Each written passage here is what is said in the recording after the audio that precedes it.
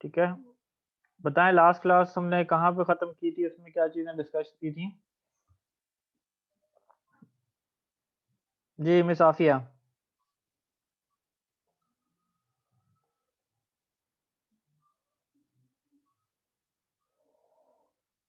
जी आवाज आ रही है?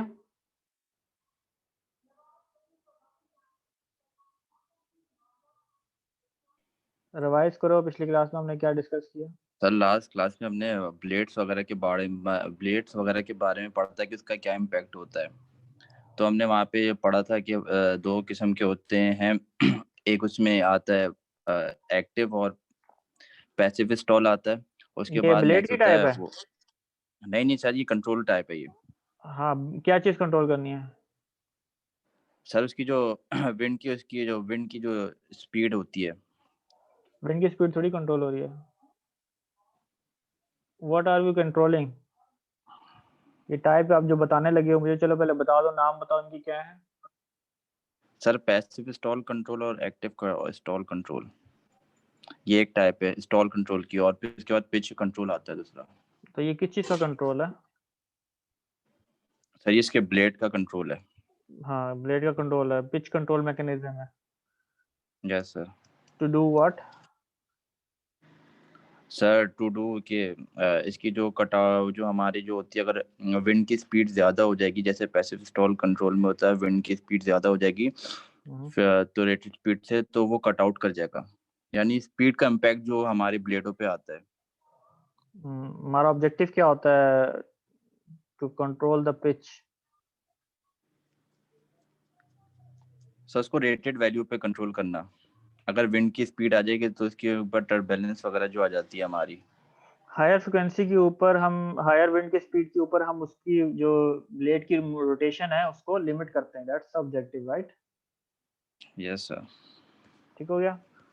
अच्छा, रुमेश अली, ये जो टाइप बताई है हसन ने, ये बताया जरा मुझे कि पैसिव स्टॉल किसको कहते हैं, एक्टिव स्टॉल किसे कहते हैं, और पिच टू फेदर या पिच कंट्रोल मैकेनिज्म क्या होता है? जी रमेश।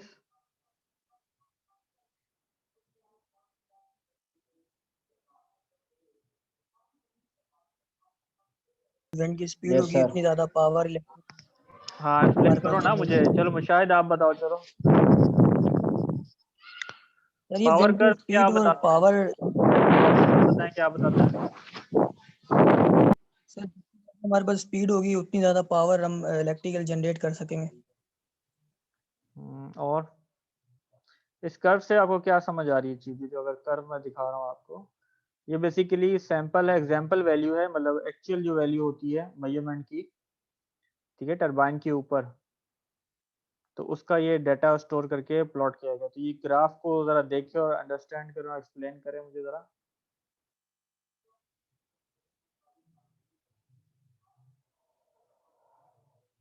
जी अजीम आजिम बताएं, चलें, इतना ग्राफ एक्सप्लेन करना मसला तो नहीं है, बताएं, यस सर। बताओ एक्सप्लेन करो। सर रेटेड और स्टॉल का पूछ रहे थे ना आप, तो स्टॉल वाली और वो। चलो पहले वही बता दो। सर ये बता देता हूँ सर।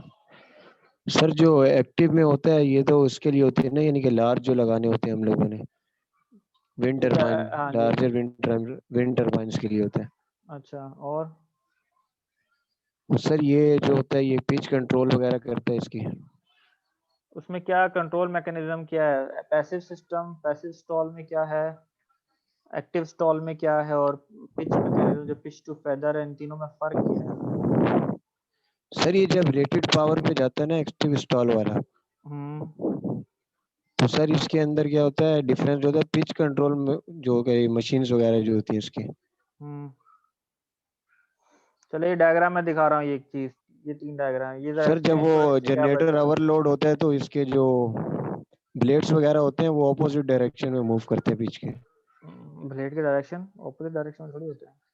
नहीं नहीं, तीनों जो हैं कंट्रोल मैकेनिज्म ऑपरेट होता है जब आपकी जो विंड की स्पीड है वो रेटेड रेटेड पावर ना सर। स्पीड से ज़्यादा हो जाए, ठीक है। अब इन तीनों में यस हम सर। पावर को रिड्यूस करते हैं, टारगेट ये होता है कि हमने पावर को रिड्यूस करना है, ये 3 कंट्रोल मैकेनिज्म आपके सामने ग्राफिकली रिप्रेजेंट किया गया है। इस तीनों को थोड़ा एक्सप्लेन कर दो मेरा।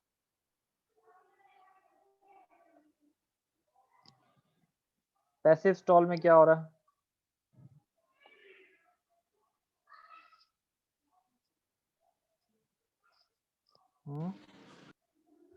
सर पैसिव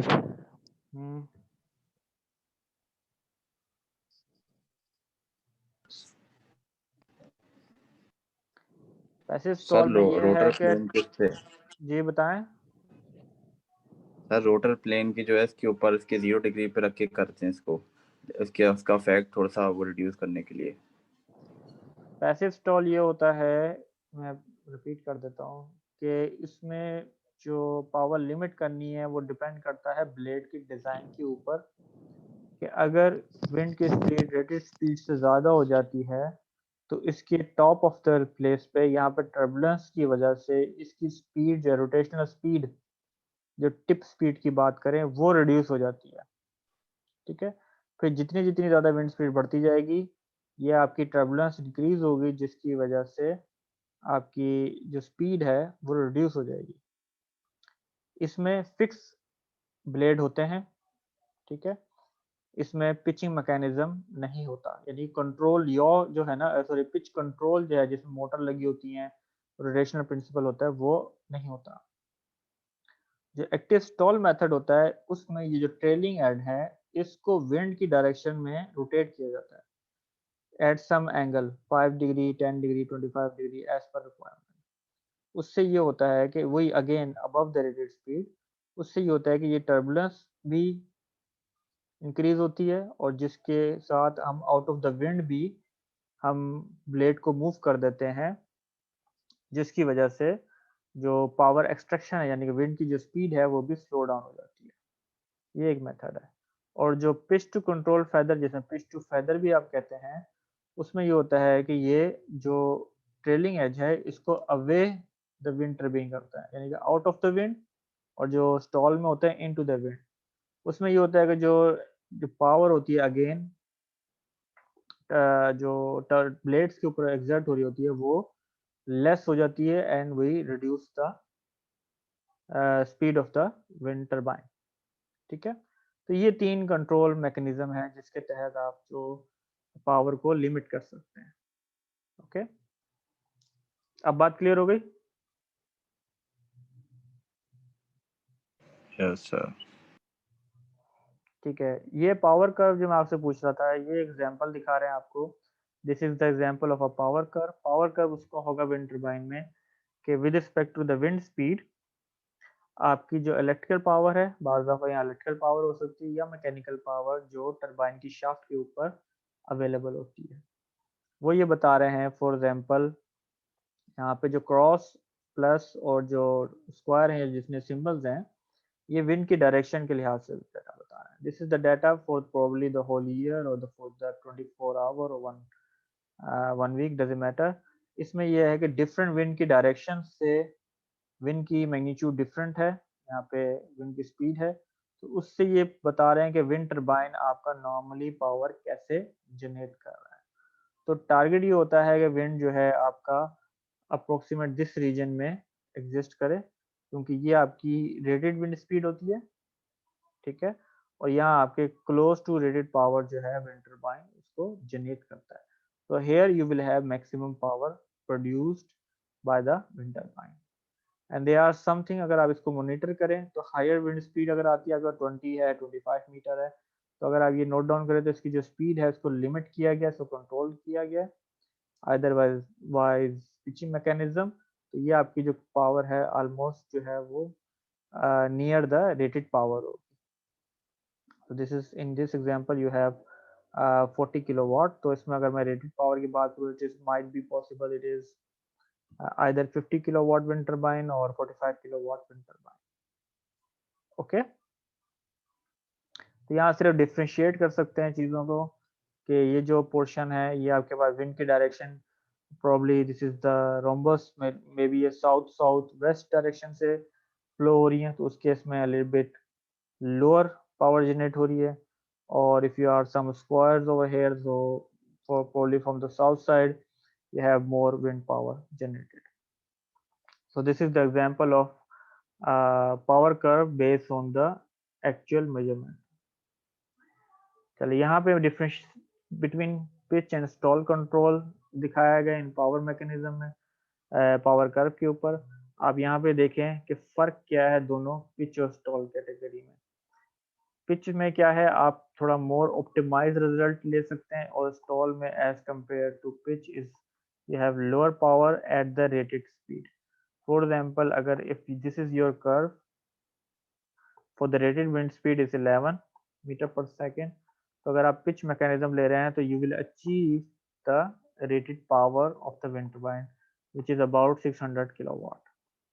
लेकिन उसी जो रेटेड विंड स्पीड है इंस्टॉल कंट्रोल में आपके पास पावर जो है वो प्रोड्यूस होगी जिसमें आपके तकरीबन 500 किलोवाट जो है वो टर्बाइन जनरेट करेगा।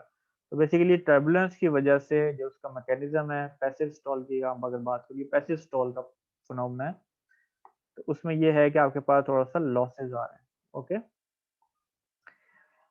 दूसरा इसमें एक चीज देखें कि अगर आपके पास हायर विंड स्पीड होगी, for example 15 metre per second, तो उस सूरत में आपके पास पिच मैकेनिज्म से आप कांस्टेंट विंड की स्पीड ले लेंगे। ओके, लेकिन यहाँ पे ये होगा कि गस्ट की वजह से for some part of the wind speed you will produce a little bit higher power. Okay, तो टरबाइन जो है उसकी कैपेसिटी है थोड़ी सी ज़्यादा होगी, तो वो आपके पास ऑलमोस्ट 650 किलोवाट जो है पावर जनरेट करेगा। ठीक है, इस चीज़ को आप दूसरा नोट करें, अगर आपके पास स्टॉल प्रिंसिपल होगा तो आपके पास जो हायर विंड स्पीड है उसके ऊपर पावर जो है वो फ्लक्चुएटिंग है, it is not constant. So this is kind of a disadvantage when you have a stall control. तो नॉर्मली सिस्टम जो है आजकल जो आपके मॉडर्न विंड टरबाइन सिस्टम्स हैं वो आपके पिच कंट्रोल मैकेनिज्म के ऊपर डिपेंड करते हैं। ऑलराइट, और अगर इनिशियली देखें लो विंड स्पीड के ऊपर अगर आप देखें तो वो नॉर्मली दोनों का सेम बिहेवियर होता है। ऑब्वियसली यहाँ पे जो कट इन विंड स्पीड है, अगर कट इन विंड स्पीड अगर कहा जाए तो इस टरबाइन की क्या है आपके पास तकरीबन 3 मीटर पर सेकंड के बाद से ये पावर आउटपुट जनरेट करना शुरू कर दिया। So this is a typical comparison between the pitch and stall control. अच्छा, आज जो डिस्कस करना था टॉपिक उसमें ये था कि विंड टरबाइन को ग्रिड के साथ हम किस तरीके से इंटीग्रेट कर सकते हैं। जो सबसे पहला कॉन्सेप्ट है जिसमें आपने विंड टरबाइन को इंटीग्रेट करना है ग्रिड के साथ, उसमें यह है कि आप एसिंक्रोनस जनरेटर इस्तेमाल करें और वो ग्रिड के साथ डायरेक्टली जो है वो कनेक्टेड होगा। दिस मीन्स कि जो रेफरेंस फ्रिक्वेंसी है इसके पूरे टरबाइन के कंट्रोल सिस्टम को वो प्रोवाइड होगी ग्रिड के साथ। ठीक है, this is induction generator. So induction generator का मतलब बेसिकली इसमें यही है कि वो अपनी सेल्फ स्टार्टिंग नहीं होते। ठीक है, so they need a grid, active grid. अगर आपके पास ग्रिड डिस्कनेक्ट हो जाएगा तो ये सिस्टम भी इसको शट ऑफ करना पड़ेगा। तो इसकी जो रेफरेंस फ्रिक्वेंसी है या जो भी इंटरनल फ्रिक्वेंसी की बात करें इंडक्शन जनरेटर की, that is provided by the grid. दूसरा इसमें इशू ये है कि जनरेटर क्योंकि इंडक्शन जनरेटर है, it required some sort of reactive power compensation, यानी कि इसको इंडक्टिव रेक्टिव पावर चाहिए होती है, या तो वो आप ग्रिड से सपोर्ट करें लेकिन उसमें थोड़ा सा ग्रिड के ऊपर लोड एक्स्ट्रा पड़ता है। So we need a capacitive bank to make it work. दूसरा इसमें क्या है कि इसमें हमने लिमिट करनी होती है जो वेरिएबिलिटी होती है, तो हमने we have to operate it at a constant frequency.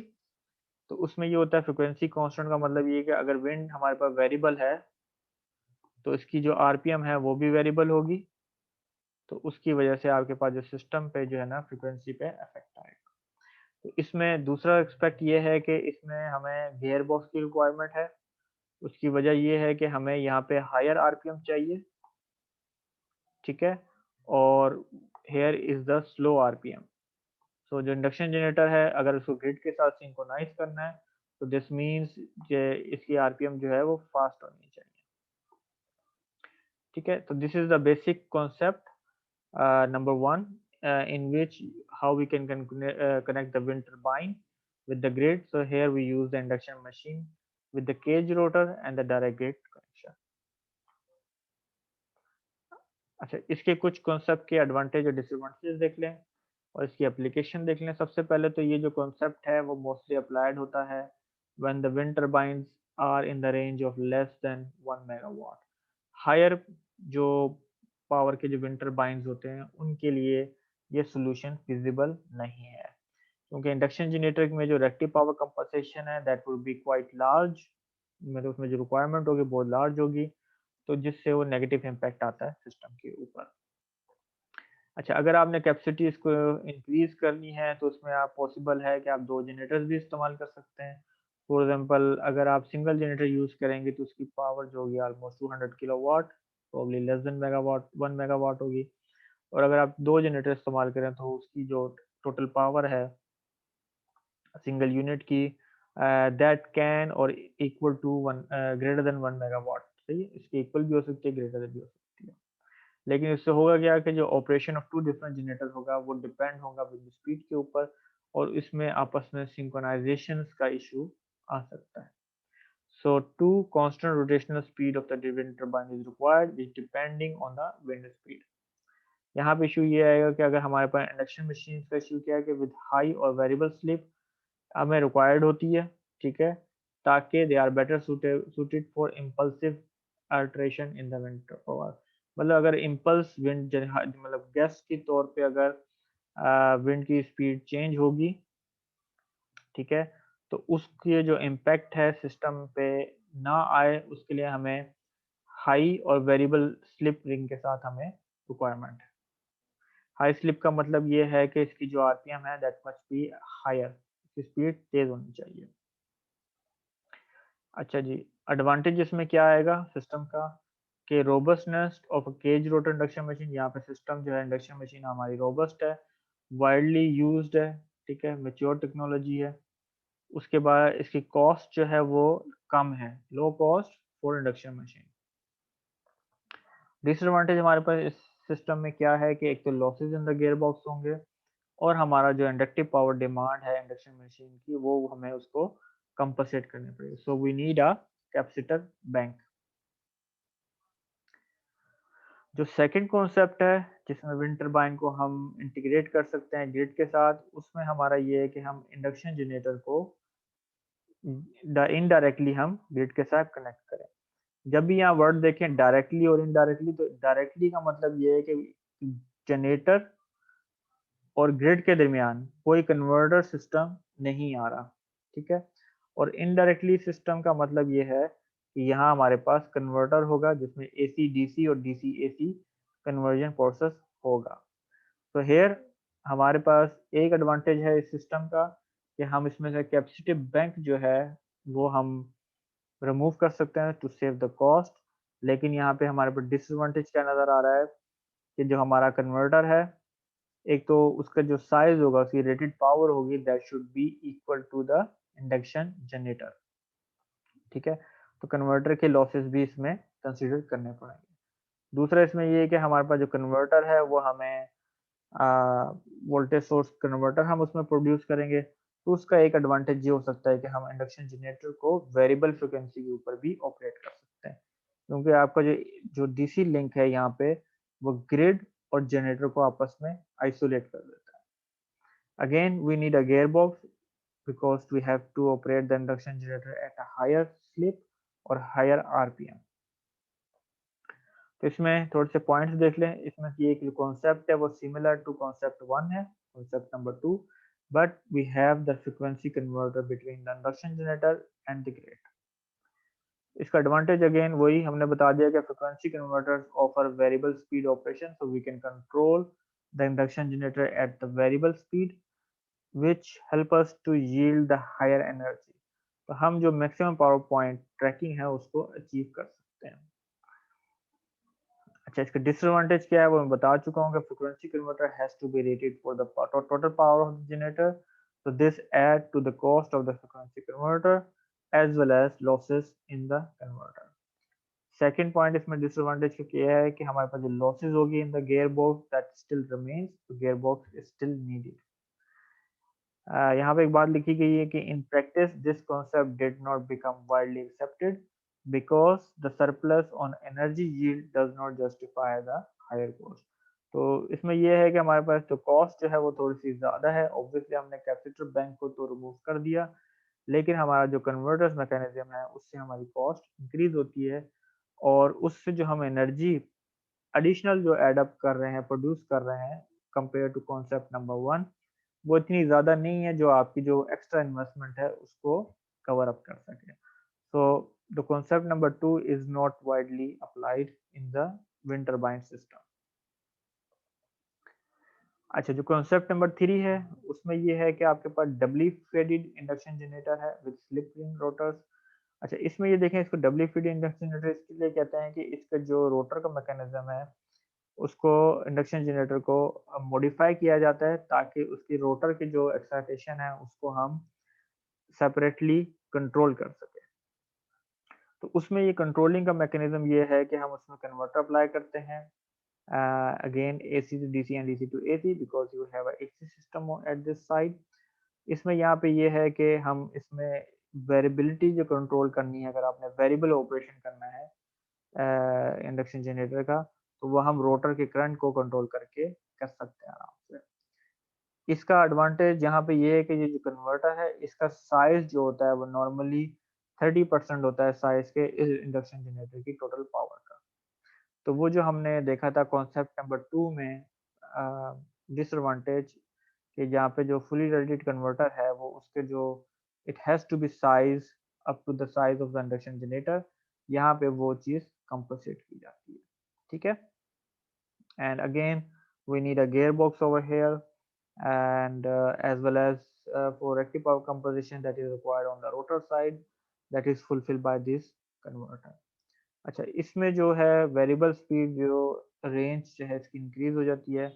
इसमें हम सब सिंक्रोनस और अंडर सिंक्रोनस मोड में भी ऑपरेट कर सकते हैं, यानी कि हम इसकी स्लिप से ज़्यादा आरपीएम जो रेटेड स्लिप है उससे अबव भी हम इसको ऑपरेट कर सकते हैं, और उसके अंडर भी रेटेड स्लिप से अंडर भी हम इसको ऑपरेट कर सकते हैं to have a variable speed operation to track the maximum power point.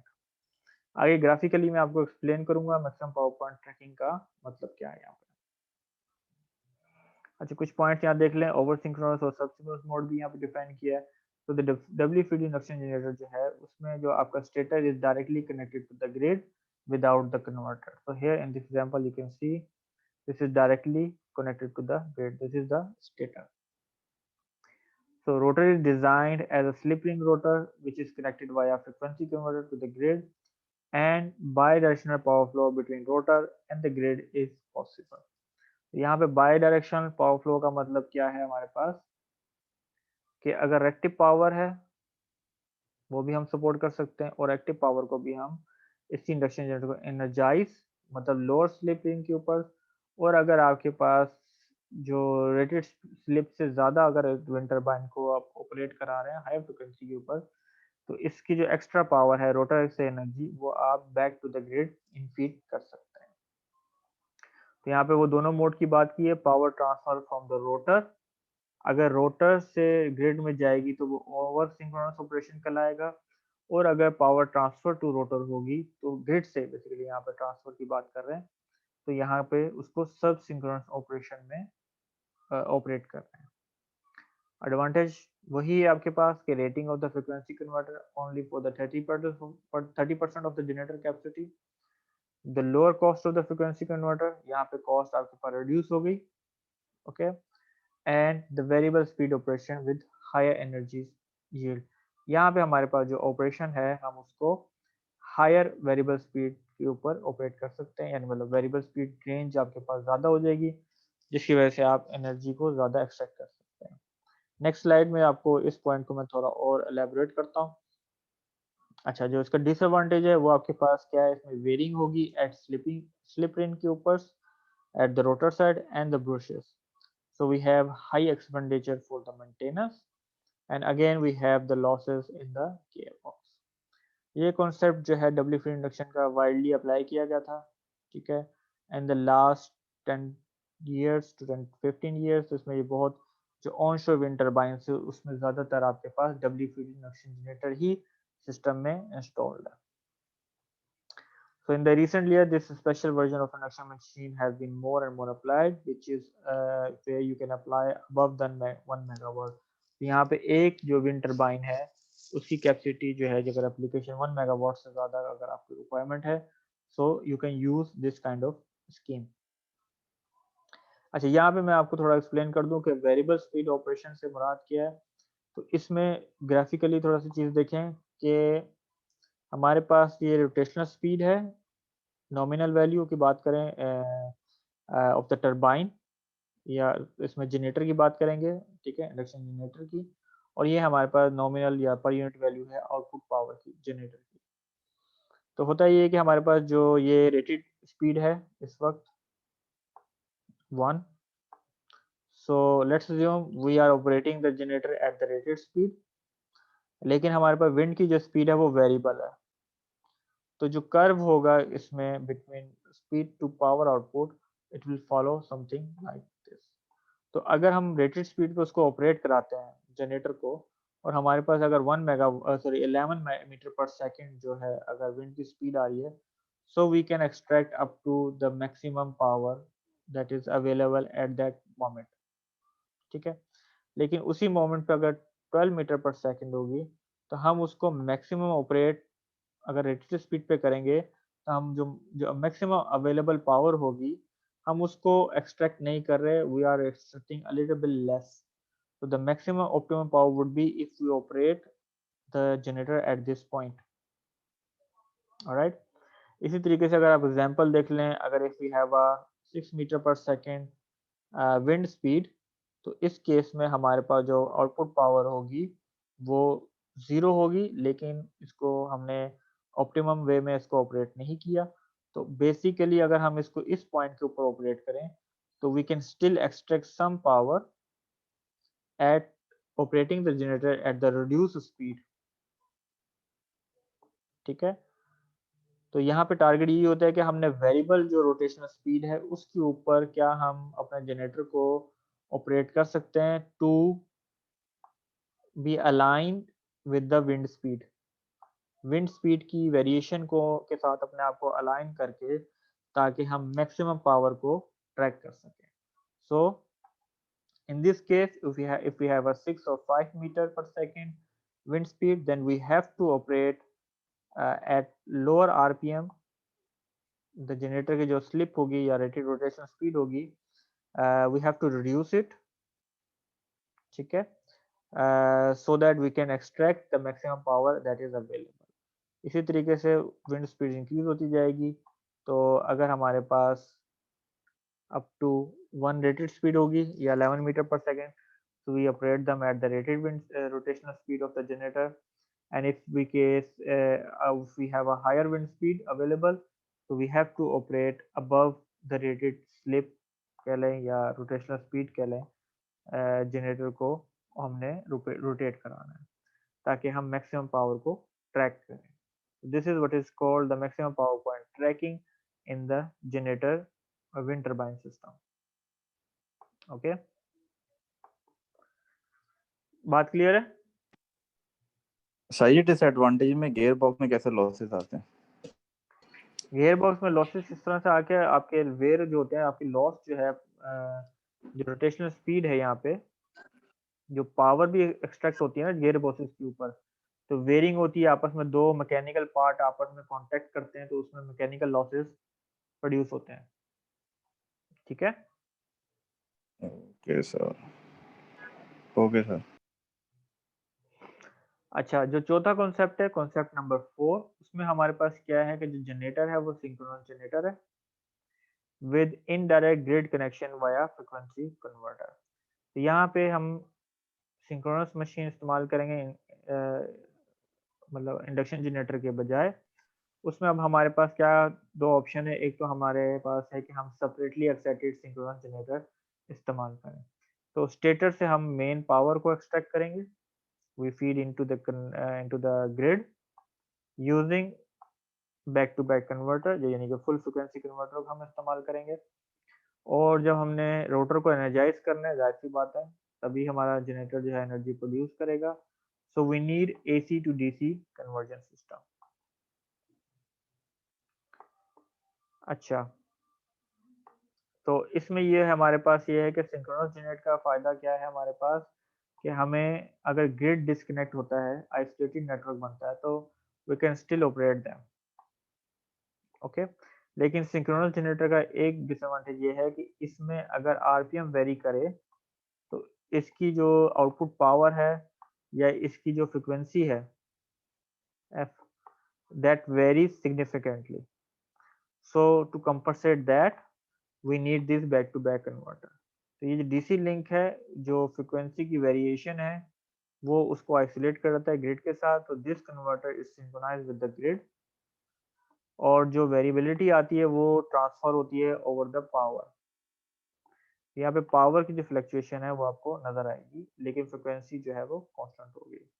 दूसरा इसका एडवांटेज ये है कि आप इसको वेरिएबल फ्रिक्वेंसी के ऊपर भी ऑपरेट करा सकते हैं। ठीक है, again we have a gear boxes over here. Gear boxes again we need it because हमारे पास जो जनरेटर पे है वो हायर आरपीएम की रिक्वायरमेंट है। ठीक है, और यहाँ पे हमारे पास लोअर आरपीएम होगा। तो यही चार बातें यहाँ पे एक्सप्लेन की गई हैं। इसके जो मोस्ट फीचर्स हैं वो क्या है कि synchronous generator have a very rigid operation performance and they are very sensitive to speed fluctuation. इसी वजह से हमने जो है फुली रेटेड कन्वर्टर लगाया। इसका मतलब ये है कि जो स्पीड फ्लक्चुएशन किस वजह से आ रही है, caused by the gust of the wind yield to the strong power fluctuation which may exceed the stability limit of the generator। तो जनरेटर जो है उसको इंस्टेबिलिटी की तरफ ले जा सकता है। तो direct grid connection is not being applied for synchronous generator. तो सिंक्रोनस जनरेटर को हम डायरेक्टली ग्रिड के साथ कनेक्ट नहीं करते। एडवांटेज क्या है हमारा इसके लिए, कि हमारे पास हायर एफिशिएंसी आएगी at partial load compare to the induction machine. तो इसमें हायर एफिशिएंसी है। और दूसरा ये है कि हम इसके वेरिएबल स्पीड ऑपरेशन भी कर सकते हैं कन्वर्टर को इस्तेमाल करके। यहाँ पे डिसएडवांटेज के तौर पे क्या है कि लॉसेस जो आएंगे इन द एक्साइटेशन सिस्टम। तो obviously we need a separate power for the excitation, there are some losses over there. और इसमें जो पॉइंट लिखा गया कि nearly it produce the same disadvantage similar to the concept 2। तो जो कॉन्सेप्ट 2 में जो हमारे पास डिसएडवांटेज है वो भी नॉर्मली यहाँ पे भी अप्लाई होते हैं। means the rating of the frequency converted to be the total power of the generator। यहाँ पे जो कन्वर्टर की पावर के बराबर होना चाहिए, जो भी फ्रिक्वेंसी कन्वर्टर है जनरेटर के बराबर होना चाहिए। Higher cost for the frequency converter, cost increase होगी, और losses in the gear boxes. अच्छा, जो कॉन्सेप्ट नंबर 5 है जिसमें हम विंड टरबाइन को ग्रिड के साथ कनेक्ट कर सकते हैं, उसमें हम सेपरेटली एक्साइटेड जो सिंक्रोनस जनरेटर होते हैं उसके बजाय हम इस्तेमाल कर सकते हैं permanent magnet synchronous generator and we remove the gear boxes. तो अब आप इसमें परमानेंट जब गियर बॉक्स को रिमूव कर रहे हैं तो यहाँ पे आपके नंबर ऑफ पोल्स जो है जनरेटर के वो इंक्रीज हो जाएंगे। ठीक है, क्या मतलब, अब आपके पास फार्मूला क्या है यहाँ पे,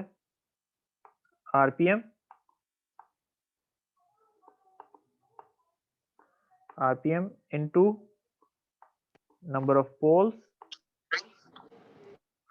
equal to 120 F into f। ठीक है, अब यहाँ पे हमारे पास क्या है, फ्रिक्वेंसी तकरीबन कांस्टेंट है। ठीक है, 50 हर्ट्ज या उसके नियर बाय है। तो उसमें ये है कि फॉर एग्जांपल अगर आपके सिस्टम के आरपीएम कम होते हैं, ठीक है, but to keep that constant you have to increase the number of poles. तो जो पिछली एग्जांपल थी उसमें हमारे पास नंबर ऑफ पोल्स कम थे, तो उसमें आरपीएम हमें ज्यादा चाहिए थे, that's why we need a gear box. So here if we remove the gearbox, so the RPM would be low, क्योंकि रोटेशनल स्पीड होती है रोटर की वो कम होती है, और उसमें नंबर ऑफ पोल्स जो है हम उसको इंक्रीज कर सकते हैं। ठीक है, अगेन इसमें अगर हमने वेरिएबल फ्रिक्वेंसी के ऊपर ऑपरेट कराना है तो we need a converter, back to back converter, और इसमें जो आइसोलेशन प्रोवाइड करता है वेरिएबल फ्रिक्वेंसी की between grid and the generator. इसमें एक डिसएडवांटेज जो कहते हैं कुछ लोग कि आपका जो परमानेंट मैग्नेट है वो वेयर ऑफ हो जाता है with respect to the time. ठीक है, इसमें भी अगेन वही चीज हमारी लिमिटेशन है। अगर आप देखें कि जो कन्वर्टर का साइज है this is has to be equal to the size of the generator. Second, इसमें अगर आप ये चीज देखें कि अगर हम इसमें रेटेड पावर इंक्रीज करते हैं तो हमारा जो ओवरऑल वेट होगा इसका सिंक्रोनस जनरेटर का वो ज्यादा होगा। क्यों? क्योंकि उसमें परमानेंट मैग्नेट इंस्टॉल हुआ होता है, तो जिसकी वजह से वेट जो है वो ज्यादा इंक्रीज कर जाता है। तो यहाँ पे कुछ पॉइंट लिखे हैं, उसका एडवांटेज डिसएडवांटेज क्या है कि इसमें नो एक्साइटेशन लॉसेज आएंगे, इंक्रीज एफिशिएंसी होगी at partial load, no losses caused by the gear boxes, तो गियर बॉक्सेस नहीं है। और डिसएडवांटेज इसमें क्या है कि high cost for permanent excitation, यानी कि परमानेंट मैग्नेट है उसकी वजह से इसकी जो कॉस्ट है वो इंक्रीज कर जाएगी। ठीक है।